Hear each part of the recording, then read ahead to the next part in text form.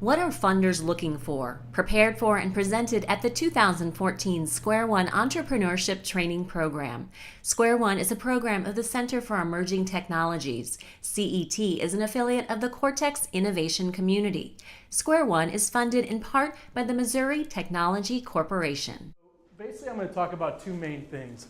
What are lenders looking for? So if you're going to go out and try and get debt in conjunction with raising equity from investors, which I know Harry's going to talk about, kind of the entire life cycle of the investment process.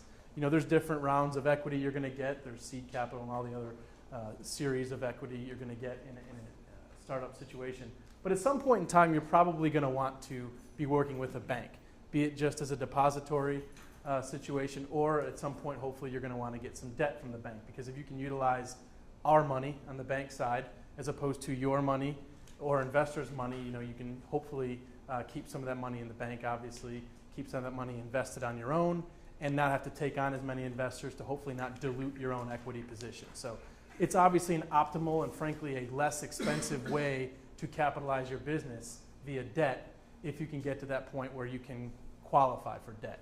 You know, before we get into too much, if you look at the spectrum of risk that capital will look at for being part of a business, you've got, you know, equity and your own money that you're going to put in on the front end, which in theory is the groups that are looking to take the most risk and they expect the most return, right? I mean, if you're going to own the entire business, you're going to expect to have all the financial return that you can get from being the only investor in that business. If you're going to have outside investors come in and put money into the business that is not your money, you obviously know that they're going to expect some level of return too. So we don't play in that world at all. We're strictly, what I do is strictly in the debt world, which operates a little bit on the more conservative side of that spectrum of investors and capital providers for a business. There's really two main sources of capital you can look at in a business. There's what we would call senior debt, which is what a bank like I would provide. Senior debt typically is going to have some form of collateral with that, and we'll touch on that in a second. And then there's other kinds of debt called mezzanine debt, which is somewhere between the kind of debt that I provide and then equity that you'd look for raising from an investor. So we'll touch, basically I'm going to try to look at what are lenders looking for, most specifically what are banks looking for, but I'm happy to take questions about the other kinds of debt you can get to because, you know, as it was alluded to, I've done a lot of merger and acquisition and recapitalization and just general growth financing for privately held businesses. So I've been doing that for a while. So, okay, so the quick overview. How do owners position themselves in their company to get lendable? How do banks look at making lending decisions? I want to try and give you a little bit of an insight into that so you have an understanding on what I look for when I have a business that comes to me with an ask for any form of capital. And then finally, what is the life cycle of actually becoming lendable? You know, when is the right time to approach someone to take on some debt versus, you know, continuing to look at equity or instead of looking at equity? So those are the main three facets I'm going to cover, and I'll try and do my best there. So to start out, how do you position your company for financing? I know that everyone in this room is in the early stage of their company's formation. There's a couple things that should have been passed out on here. One of them is a personal financial statement. So I'd like to focus on that. I am not going to get into the weeds too much, but it's this document right here. So any bank that's going to be lending money to a company that's in its early stage is going to focus on a couple things on the front end. One of the things they're going to focus on is what sort of individual financial situation are you bringing to the table as the owner, or are you and your partners bringing it to the table as the owners? Banks, certainly in early stage situations, are going to require what we call personal guarantees for any debt that we would provide a company on an early stage, and quite frankly, and when you're talking about private middle market companies, you can pretty much count on having the ownership personally guaranteeing any debt that the bank provides them. What does a personal guarantee mean? It means different things to different people, but essentially it is the bank says, okay, we are going to lend X amount of dollars to your company. And we hope that we're going to be able to lend that money to your company and you're going to pay it back over time, or it's going to be a line of credit that you borrow up and borrow back down over a period of time. And it's out there for as long as the company is successful. If, however, because banks have to think a little bit about the rainy day, because we are the more conservative piece of the capital spectrum, if there got to a point where something negative happened at the company and the bank was potentially looking at potentially facing a shortfall, from the standpoint of the amount of money that is owed to the bank versus the amount of money that the bank could collect either from the company's cash flow or the collateral that might potentially be put up for a loan. The bank is then going to go to the ownership of the company and say, we made you a $100,000 loan. Unfortunately, things didn't go well, and we had to liquidate the collateral that we have, and we're $5,000 short. And so we're going to come to you and say, how are you going to make up that $5,000 hole in the lending situation? And there's various ways you can do that, but the long and short of it is, banks are going to ask the owners of the companies to which we lend to essentially stand shoulder to shoulder with us from a recourse perspective to help make sure that we get paid back. Because again, if we think about this in terms of the spectrum of capital that could be provided a company, we're the cheapest form of capital, but we all know there's that risk reward the parameter out there that says if you're going to take the least amount of risk in theory, then you're going to expect the least amount of reward. And so that's kind of the way we're looking at things, and we want to make sure that our ownership is always standing shoulder to shoulder with us. So if you look at the personal financial statement, this is a pretty important document that a bank is going to want to look at. And this is one that my company uses on a daily basis when we're working with different businesses. We don't ask people to fill out to the cents in their thing. That's the first thing I'll tell you. That's a little bit crazy to have that line in there. But what we're trying to get at here is, okay, we have someone who owns a business at whatever stage of life that business is in. But we want to understand the ownership of that business and what kind of financial strength are they bringing to the table. Both because it's going to help us in our underwriting decision and how we're going to go about making the decision to lend or not lend money to that company, but also because there could be some ideas that you're not even thinking of as the owner of that business that we can help you with just based on how you fill this document out. So if you look at things in here that up on the screen, you say, think about how your current personal financial situation can be utilized. If you own a home and you have a mortgage on your home, is there equity in your home? Do you own a $150,000 house, and is the balance of your mortgage $50,000? If so, my suggestion would be, do you look at refinancing? Do you look at refinancing that house? I mean, mortgage rates are still low. Is that something where it's a good form of capital? It's your own money, right? So you don't have to go and bring another investor into the table to potentially dilute your own equity position. So you can utilize your own money in an asset you already own to help capitalize the business you're starting. One suggestion. Some people do, some people don't own a home, but that's one thing to be thinking about. Are there any investments? Do you have money invested outside of a retirement plan now I'm talking about?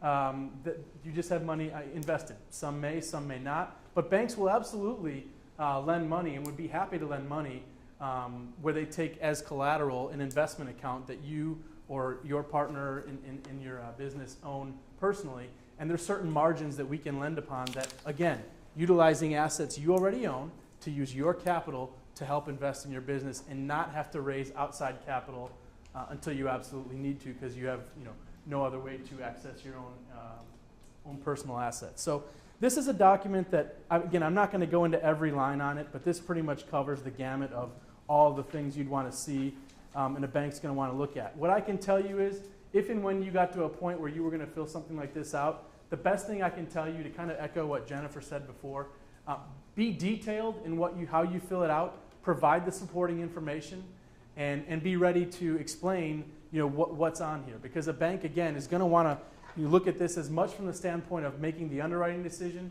as it is as well to try and help you grow your business by providing debt potentially via means that you weren't thinking of before you filled out a document like this. So this basically goes through your personal assets, cash and all the liquid investments you would have in place. It would also talk about, real estate owned, if it's your own home, or, should there be other real estate you may own.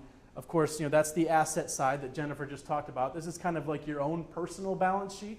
Jennifer talked about your company's balance sheet. This is kind of your own personal balance sheet. So what assets do you own? On the right side of this form, you'll see what liabilities do you have. Most people would have a mortgage if they own a home. Some people have student loan debt, auto debt, things like that. If you have credit card debt, that would be on there. One thing that's important to say here, if you've got a company that's been incorporated and you're an LLC or an S Corp, and I know you're going to talk about those things at some point in time in this program, you do not have to put your company's debts and assets on a statement like this. This is just you personally and just the debt that you personally owe. there are sections of this that will talk about, are you a guarantor of a loan? So if your business that you own happens to have a loan to the business that you're guaranteeing as the owner, there's a separate part for that you can put in there, and you don't need to fill that part out for your business in this personal financial statement. So that's the front side. The back side basically gives a little more detail on the things that you fill out in the balance sheet here on the front page. And that gets into, if you have a mortgage, what is your monthly payment? What is the balance of that mortgage, and what are the rates? I mean, there could be lots of things that a banker who's willing to take the time to understand your situation could be looking at to help you with some solutions for how you could help capitalize your business. So this is an important document, one that I would spend some time understanding and do a little bit of a personal inventory as you're in the earlier stage of your business. Are there things you're doing now personally that potentially could help your situation almost immediately just by moving a couple things around? So those are things that I think you want to think about. One thing that's important to note, if you have money in a 401k from a job you used to have, or in an IRA, any kind of a retirement account, those are accounts that banks cannot take as collateral. So there are ways to utilize those accounts if you wanted to make investments. I'm not a financial planner and wouldn't pretend to be, but there are ways you can utilize those, but they're not going to be by a bank lending against them as collateral, just so you guys understand that. Yes? So I know they're separate markets, but I'm wondering kind of a broad question, which is, if Ben Bernanke can't even refinance his mortgage, and my professor has perfect credit, has problems refinancing his mortgage, how open are you banks in the first place to finance a startup when somebody with perfect credit, which is virtually zero risk, can't even have access to capital? Yeah, well, so that's a great question, and that's obviously part of the reason I'm here. Banks, how many startup companies do banks finance right out of the chutes, like right where you guys are now or 6 months from now? Oh, the answer to that, I'll be honest with you, it's very few. It's very few. But I'll tell you, the ones that do are the ones that, and we're going to touch on some of this, but are the ones that have a lot of the things that I'm going to touch on today nailed down pretty well. And one of the things that we're going to be looking at is, what sort of worth are you bringing to the table personally? Even if it's a small amount, what are you bringing to the table personally to get things going on the front end? I don't do mortgages. I'm not in the mortgage world. I deal strictly with businesses. What I would tell you is, for every horror story and salacious story you read in the newspaper about the mortgage industry, I could give you 9 examples of people who have far worse credit than Ben Bernanke who are financing up to 90% of their home. So I wouldn't necessarily take everything you read in Wall Street Journal or USA Today as the Bible when it comes to that.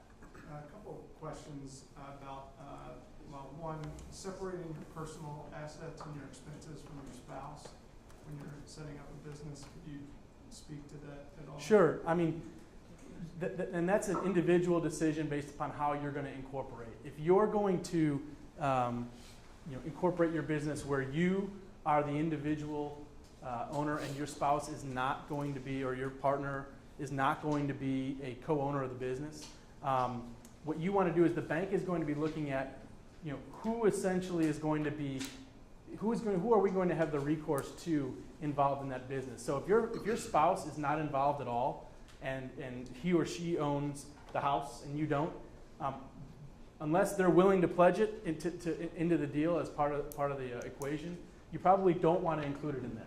There are, the FDIC is the regulatory authority that essentially regulates the banking industry, and there are specific rules against, just assuming that a spouse is going to be a part of a business transaction if they aren't specifically listed in the incorporation documents as an owner. So that's a great question, and one that I would tell you, if assets are owned individually between, your spouse owns this and you own that, and your spouse is not going to be involved, I would tell you to just put the assets that you personally involve, because you're the only one involved with the business. Unless your spouse is willing to basically consensually say, yes, I'm going to play a role in this transaction. Then go ahead and put them both on. A couple more. Yeah. The legalities of personal guarantees and what the bank can and can't go after you personally, is it, I think I understand, state by state, is there different laws that what a personal guarantee offers to the bank and what? Yeah, so there's two ways you can look at a personal guarantee. And you know, there's a secured personal guarantee and there's an unsecured personal guarantee, and that's pretty self-explanatory, I'm guessing.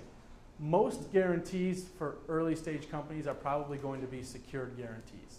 And I'm going to touch this later on here on the SBA.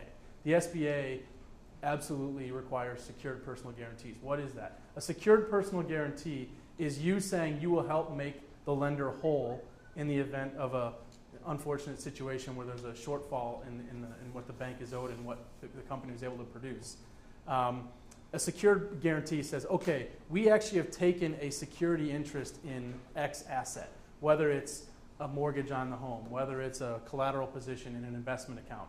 And we can then basically say, because we have this as collateral, there are documents that are signed on the front end that allow us to essentially act upon that collateral to make us whole. Now, that's what the documents say. In the real world, what I would tell you is there's one piece of advice I could tell you if you all ever work with banks, it would be to over-communicate with banks. And you're not, you know, most people probably in here think about banks, and they think about, you know, going to the branch or talking to their mortgage lender. I don't know how many people have actually dealt with commercial lenders dealing with businesses like I do. We absolutely operate in a relationship-based environment. We want to understand what your business plan is. We want to understand what you think you're going to do next quarter, next year. We want to understand why what happened last year happened. And we're going to try and understand that so we can stay ahead of ever having to deal with a guarantee or having to act upon a guarantee. Now, does it happen? Unfortunately, it does happen every once in a while. But the more you can communicate and say, hey, I'm looking out 3-6 months from now because I put together a great pro forma that Jennifer showed me how to put together, and I see that there's going to be a potential cash shortfall in October of next year, and I just want to make you aware of that, and let's start planning for that now. Those are the kinds of discussions that we would be happy to have and to put in place structures that would not force us to get to a situation where we have to start dealing with personal guarantees. Now, to specifically talk about, you know, state by state, you know, again, banks will not and cannot go after retirement accounts. When I say go after, cannot act upon them as collateral.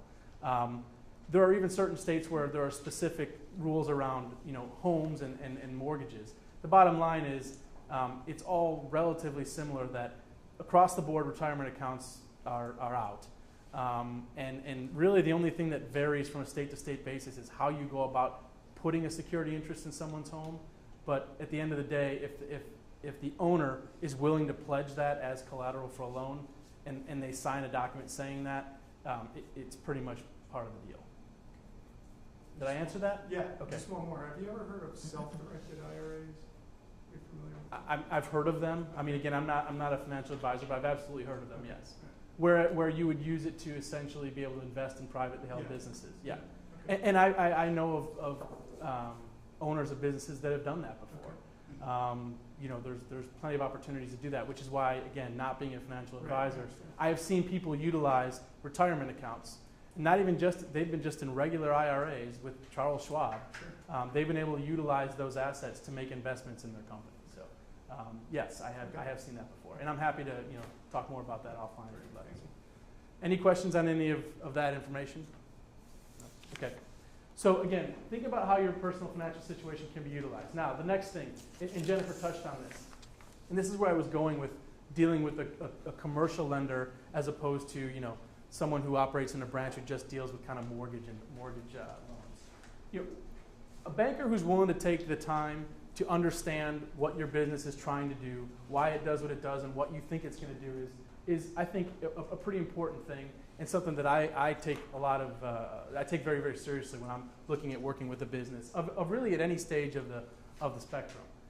You know, Jennifer talked about putting together a business plan, and that's absolutely important. She's also right that the next business plan that's 100% accurate will be the first business plan that is 100% accurate when you put it together. I mean, it doesn't happen. But what it does do, both for yourself, your potential investors, and absolutely for a lender like me, it absolutely says, here's what I think's going to happen.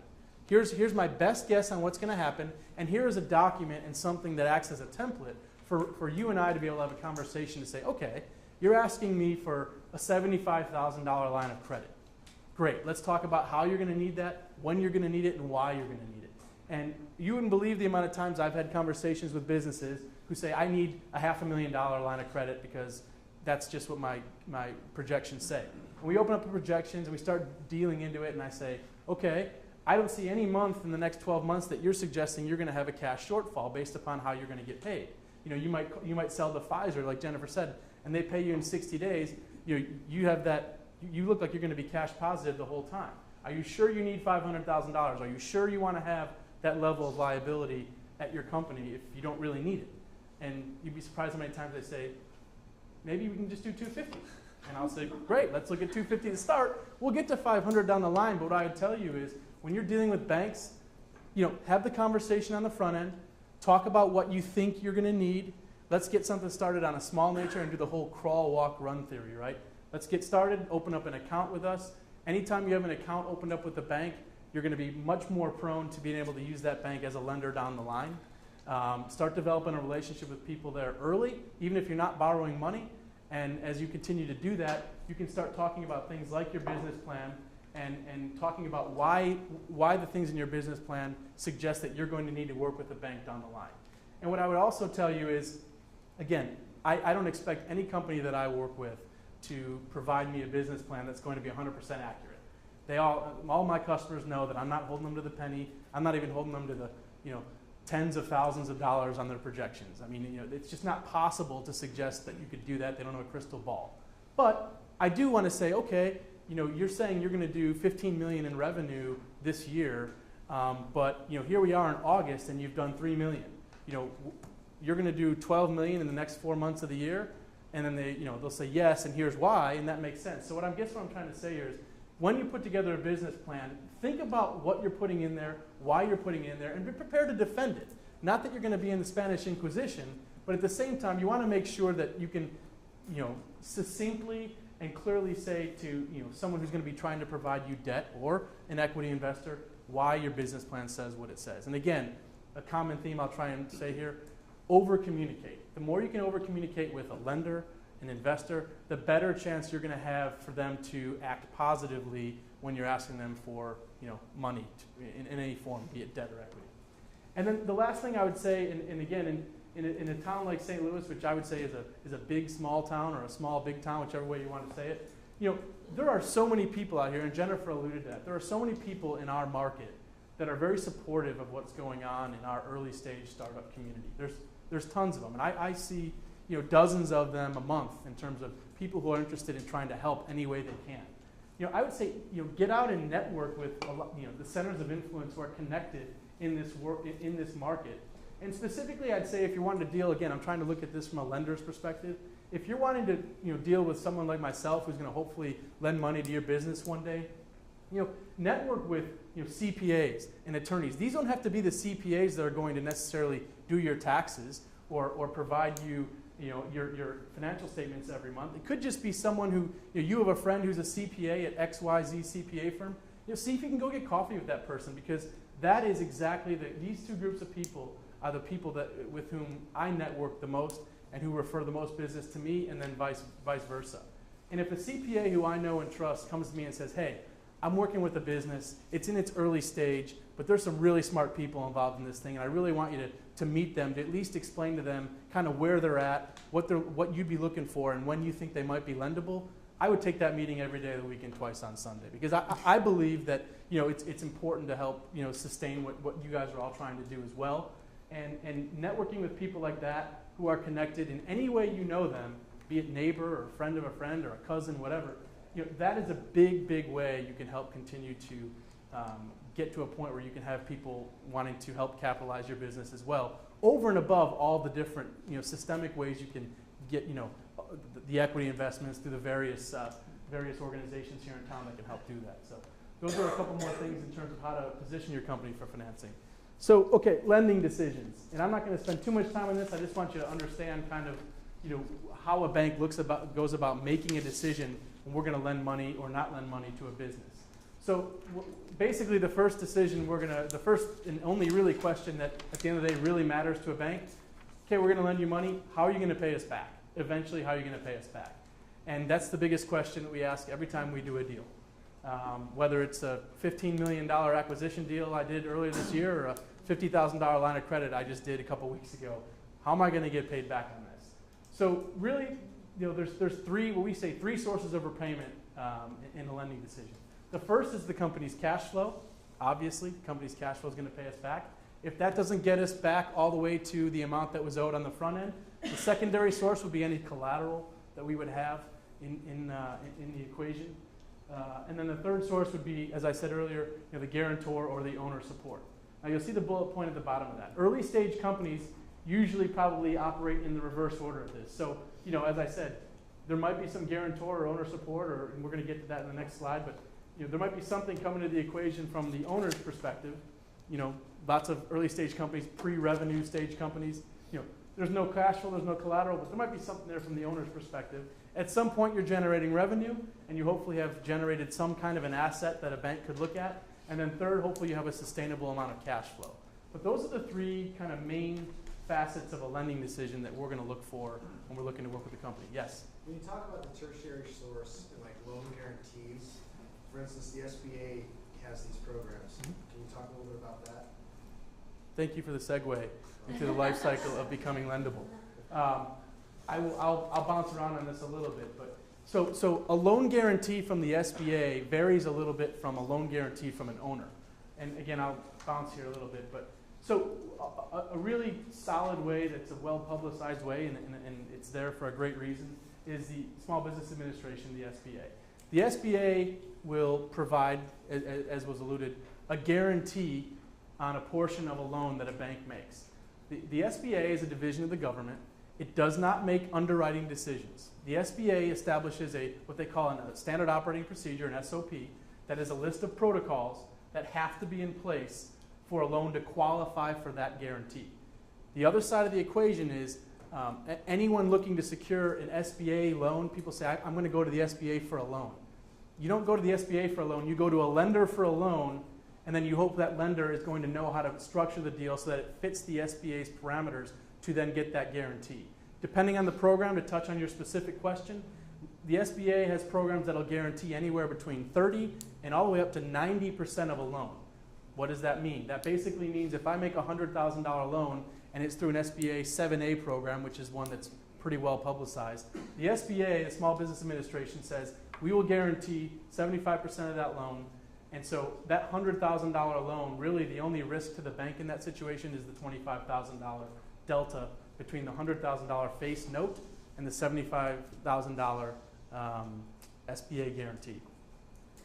Now, again, what does that mean? So once we get to a point where we've lent that money, to the extent there is a loss situation or the bank is short, the SBA basically eats 75% of, or 75 cents of every dollar of the loss. Now, that's a great program and something that I've done hundreds of SBA deals in my career that's out there.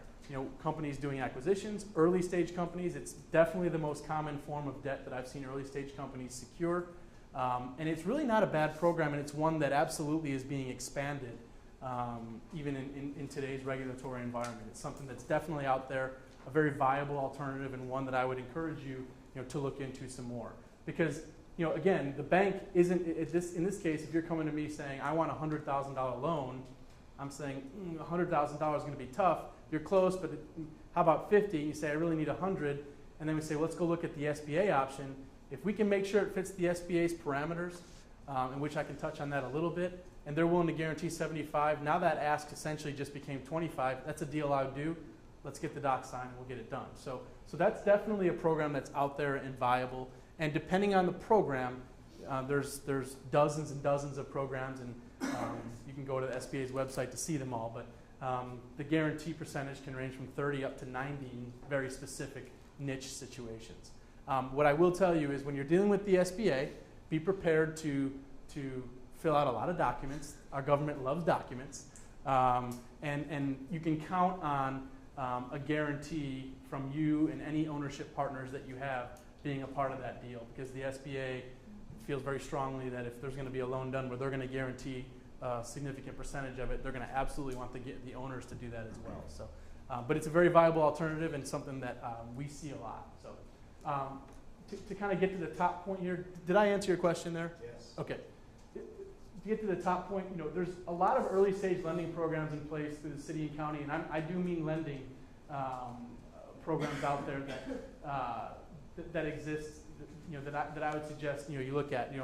There's and there's even some things on here that I haven't touched on, and my information's at the back of this presentation, and everybody here obviously can feel free to contact me on some more. But if you can show that you're creating jobs and you're improving the economy of the region, you'd be surprised at the number of avenues that are out there. Not for millions and millions of dollars, but there's some seed money out there in various forms from places like the St. Louis Economic Development Partnership, the Regional Chamber and Growth Association. I thought that was a bullet point in there. I guess I missed that. But the RCGA is another one that's got a number of different programs out there.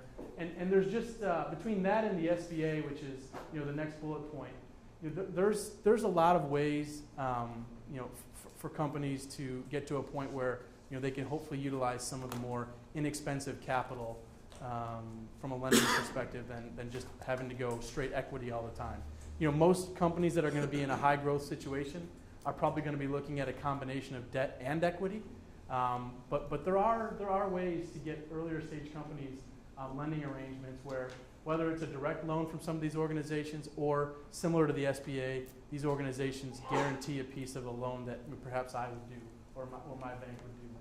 And then finally, of course, there's your traditional lending options. Once you get to a point where the bank isn't going to require an SBA guarantee, it's not going to require the guarantee of a St. Louis Economic Development Partnership. There's really two main types of loans that you'd see from a bank. There's a working capital line of credit, which basically finances your cash flow cycle. To go back to Jennifer's example of Pfizer, if you've made revenue, if you sold something to Pfizer for $100,000 and they're not going to pay you for 60 days, you've booked it as revenue, that's great, but now you have a $600,000 account receivable out there.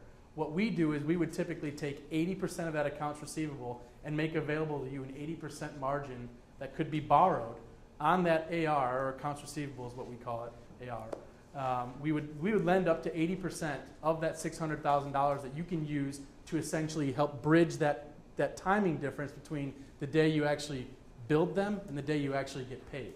So working capital lines of credit are very efficient tools that I see manufacturers of widgets, I see couriers, I see logistics companies, I see pure service businesses, lots of, really anyone that's got a customer that's not going to pay them either immediately or within 30 days pretty much needs a line of credit. Yes, ma'am. I heard a banker from PNC once talk about the fact that banks don't like to loan to IT or mobile app companies, or they liked concrete businesses or touchables or. Yeah, and that's where you got to find the right banker. I mean, in all seriousness, that's what you need to do. The traditional theory in the banking world is, we want physical assets, we want real estate, we want brick and mortar and things we can touch. And there are absolutely many, many bankers that feel that way. I'm not one of them. There's I would say, growing segment of bankers who realize that in the year 2014, companies are going to operate in environments like Center for Emerging Technologies or the Cortex building, and you're not going to own your own building. You're not going to own brick and mortar. You might not even have any real tangible assets other than the accounts receivable that are owed to you from your businesses. I personally would rather lend on someone's accounts receivable to a Pfizer or really to any reputable company and someone's inventory or something that's due from a reputable company than having to worry about real estate. I think if there's one thing we learned in 2008 through 2010 is that everyone always thought that real estate was an asset that was foolproof, would go up no matter what, and I think we all learned that's absolutely not the case. I can tell you there's a lot of banks, some of which that aren't even in business anymore, that could tell you that is not a foolproof strategy. And so, there's lots of banks that feel that way, and bankers that feel that way. But the bottom line is, if you can show that you've got an asset base consistent, or that's comprised of accounts receivable that's due from businesses, and you can provide the background that says, we build them on this day, it's due 45 days from today, and here's the contract. That to me is a more liquid and frankly a better and quicker turning asset than someone's building in who knows where. So that's absolutely how I personally feel about it. You're going to get different responses from different bankers, but what I would say is, if you hear that from a banker when you're going to talk to them saying, I want brick and mortar or I want a tangible asset, then go find another banker. There's plenty of us out there. That's what I would say. And then, again, term loans are a little bit different. A working capital line of credit is something that really will revolve up and down. I would use the example of a credit card, except a much lower price credit card, hopefully. And it's something that's designed to revolve, right? So if we go back to the Pfizer example, if you've got a number of businesses that pay you in 60 days, in theory, you should borrow, against that accounts receivable. But when that accounts receivable pays and actually turns into cash, part of that hopefully is being used to pay your line down so that you can use it for the next time you need to bridge that working capital cycle and that cash flow cycle. A term loan's a little bit different. Term loans are going to have, obviously, they're going to have a principal and amortization. There's going to be a scheduled payback, similar to if you have a mortgage on your home, where there's a fixed period of time over which you're going to pay a loan back. There's going to be a principal and interest component to it. It's going to be a scheduled time period.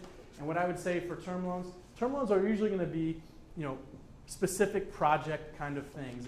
If you're going to invest in something where it's going to take a period of time for you to get your full payback on it, you're going to try and match up a term loan that is going to essentially act in conjunction with that payback over time.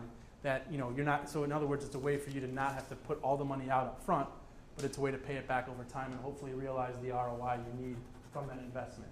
If you are going to have real estate involved in a transaction, it would be on a term loan. If a company is going to buy another business and I'm going to lend money to that company to buy another business, that's going to be in the form of a term loan. And the way we do that is we really start underwriting the cash flow of that business and the sustainability of it. Hopefully everyone in this room is going to one day buy other businesses with the company they've started today. I know we're a ways away from that yet, but that's the situation that you'd see a term loan come in. So these are some of the things in terms of the life cycle of becoming lendable. And with that, I'll open it up to any other questions. Yes? What would be the lowest dollar amount a commercial banker would lend? I mean, Again, it depends on the banker and the bank. What I would tell you is, it was PNC was brought up earlier. Quick banking information, which might be interesting to you guys. There's 6,500 banks in the United States today. Okay, 6,500 banks. The top 100 control about 92% of the assets in this country. The top 100. And those are banks that range in asset sizes from 50 billion to JP Morgan Chase, which is approaching 4 or 5 trillion at this point. Then there's the next 100 banks that operate in the $1 billion to $50 billion asset size. The bank I happen to work for is in that next 100. Then there are 5,400 banks that operate in the sub $1 billion world.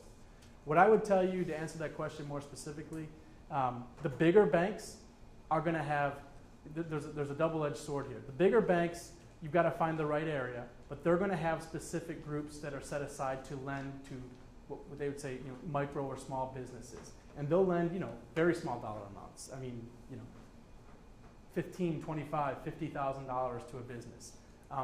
But it's not going to be, the people in the head office that are doing that. If you're going to talk to a PNC and you're going to talk to a commercial lender at PNC, they're going to say, I'm not really dealing with anyone that wants less than $1 million. But they have small business lenders, and oftentimes these are some people that operate in the branch environment, to the extent banks still have branches, that will look at businesses like that. It's just really, again, networking, asking, trying to figure out who's there. So that's the bigger banks. And then if you get into the smaller bank world, where there's plenty of banks in town here that are in that last 5,400 nationally that are sub $1 billion in assets, there's plenty of opportunity at banks like those. And what they have the luxury of being able to do is not having to operate in such a formulaic world that they have to report to, PNC's based in, I believe they're based in Pittsburgh. And, I guarantee you that any decision they make, they have to send it out to Pittsburgh for a response, and they hear back, and they'll tell you if you can make you a loan or not. Well, if you go to, there's banks in town here that that would potentially look at doing smaller deals. That decision's being made here. So what I would tell you, if you're looking to get a smaller loan, start with the smaller banks. They're probably they're newer stage banks as well. They kind of would understand what you're going through a little bit more than maybe a Bank of America or PNC would. And if the smaller banks here in town aren't, you're not getting a lot of use there, you're not getting a lot of help there, I think that's when you go to maybe the larger banks and talk about those that have their own SBA divisions and their small business lending divisions. Yes, sir. So So how line of credit works for international transactions? Mhm. How does it work for international transactions? Great question. Kind of borrowing off what I just said earlier, if you're going to start selling to businesses that are international, and you're going to want to secure the AR, the accounts receivable you get from an international business, there's a couple different ways you can do that. It is going to be a little tougher, to be honest with you, if you're going to work with one of the smaller banks we talk about. What I would tell you is if you're going to be selling to businesses that are international, if your company is going to be domiciled in the United States and you're selling internationally, you probably do want to go to a larger bank that has a presence internationally. And you guys probably all know some of those banks and who they are. I can certainly tell you who they are if you need. But those are the banks that would be able to do more in that regard. But what I would tell you is domestic banks are probably going to look to another form of a government kind of guarantee, and there's lots of them out there. One that's kind of getting some scrutiny right now is the Ex-Im Bank. Not sure what's going to happen with the Ex-Im Bank right now, but there's plenty of, the Export-Import Bank is what that stands for, sorry, where as of right now and in the past, the government has had its own area where it would help secure and guarantee foreign receivables for domestic companies. And it was a way to help bridge that gap because again, not want to get too much in the weeds, but the little banking 101. So when I go and say I want accounts receivable as collateral, there are certain statements that I and my operations department in the bank that I work at need to file to basically say XYZ company's assets are now collateral of our loan. And to do that, that's called perfecting your collateral on your loan. It's easy to do when you're in the United States because we all operate off the same kind of set of rules. When you start going into other countries, that kind of all goes out the window, and the rules upon how you can perfect debt or perfect your collateral change country by country. And if I'm going to lend you money to a company that's laws are based outside of the U.S., I either need to find an attorney that's going to help me perfect that collateral, which is not cheap, and I do pass that through to my customer, or we're going to need to secure some kind of government guarantee. Possible, a little harder, but it is possible. Yes, ma'am. You mentioned RCGA. Yep. What does that stand for? That's the Regional Chamber and Growth Association. And then the SED partnership?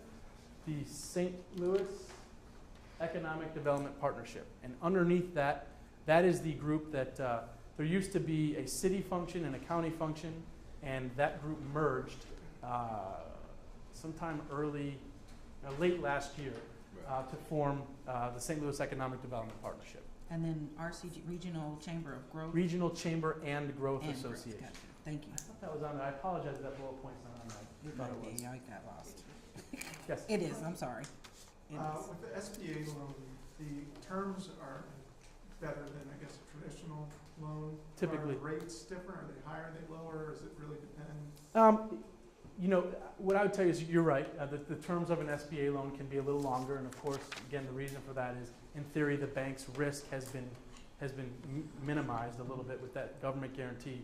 So a bank is, if maybe we were willing to do a 5-year loan for a company at the full amount they're asking, if it's a 25% piece, we might be willing to go longer. And if with the guarantees involved, we will be willing to go longer. You can get up to a 10-year loan, and in certain situations, if there's more tangible collateral, you can get even longer than a 10-year term on a loan, which is very favorable and better than you're going to be able to get through most traditional bank situations. There are $100 million businesses that are still doing SBA loans on certain pieces of what they do simply because the terms are better. And again, if you're telling me the U.S. government, even with all the issues of the government, is going to be willing to guarantee a portion of my loan, I'll take that risk any day of the week. So, but yes, they are a little bit better terms. Yes. So now I can make a 5,000 deposit. Which bank in town do you recommend to open a small business account? I'm sorry, can you say that again? I didn't hear it all. Right now I can make a 5,000 deposit. Which banks in town do you recommend to open a small business account? If you're going to make a $5,000 deposit, which banks? Well, that's a loaded question. What I would tell you is, I'm going to ask you one question back, and then I promise I'll answer your question. My first question back is, how close? If your business has $5,000, how close do you think you are to having an equity investor or having other people involved in your business other than yourself? Or are you already there? In 2 weeks. 2 weeks, okay?